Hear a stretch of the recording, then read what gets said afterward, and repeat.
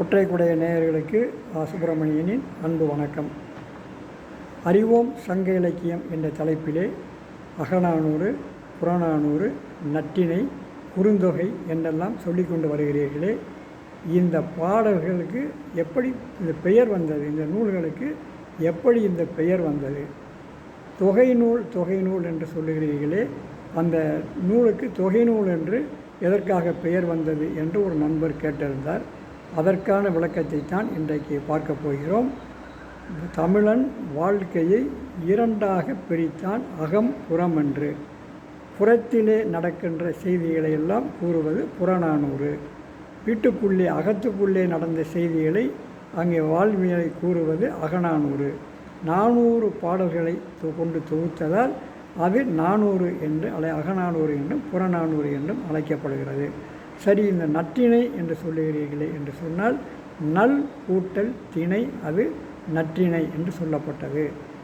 அது என்ன திணை என்று சொல்லுகின்றார்களே என்று கேட்கின்ற பொழுது, வாழ்க்கையை இரண்டாக பிரித்த தமிழன் தான் வாழுகின்ற இடத்தை 5ஆக பிரித்தான், அந்த நிலத்தின் தன்மையை பொறுத்து. குறிஞ்சி, முல்லை, மருதம், நெய்தல், பாலை என்று. மலையும் மலை சார்ந்த இடமும் குறிஞ்சி, காடும் காடு சார்ந்த இடமும் முல்லை, வயலும் வயல் சார்ந்த இடமும் மருதம், கடலும் கடல் சார்ந்த இடமும் நெய்தல். இந்த நிலங்களை தவிர வாழ்க்கைக்கு தேவையில்லை பயன்படாத ஒரு நிலத்தை, அதாவது பால்பட்டு போன நிலத்தை பாலை என்று சொன்னான்.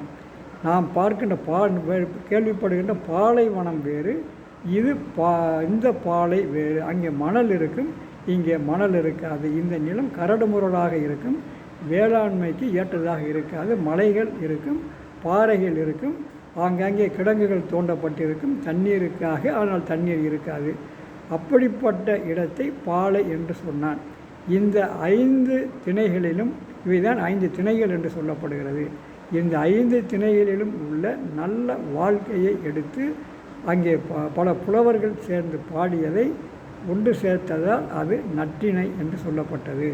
குறுந்தொகை என்று சொல்லுவது இந்த குறுகிய அடிகளை கொண்ட பாடல். 8லிருந்து 4லிருந்து 8 வரை அடிகளை கொண்ட பாடல்களை தொகுத்ததால் அது குறுந்தொகை என்று சொல்லப்படுகிறது.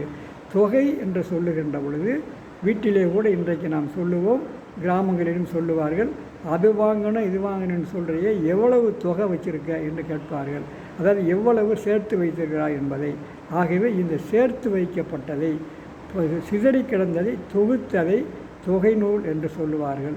அந்த 8 தொகை என்று சொல்லுகின்ற பொழுது அகநானூறு, புறநானூறு என்ற இந்த இலக்கியங்களை சேர்த்து 8 தொகை என்று சொல்லுவார்கள். அதை ஒரு பாடலாக சொல்லுகின்ற பொழுது நற்றிணை, நல்ல குறுந்தொகை, ஐங்குறுநூறு, ஒத்த பதிற்று 10, ஓங்கு பரிபாடல், கட்டெறிந்தோர் ஏற்றும் களியோடு அகம்புறமென இத்திரத்த 8 தொகை என்று இந்த நூல்களை 8 தொகை நூல்கள் என்று சொல்லுவார்கள். அதனால்தான் அது தொகை நூல்கள் என்று பெயர் பெற்றன என்பதை இந்த நேரத்திலே சொல்லி உங்களிடம் விடைபெறுகிறேன். நன்றி, வணக்கம்.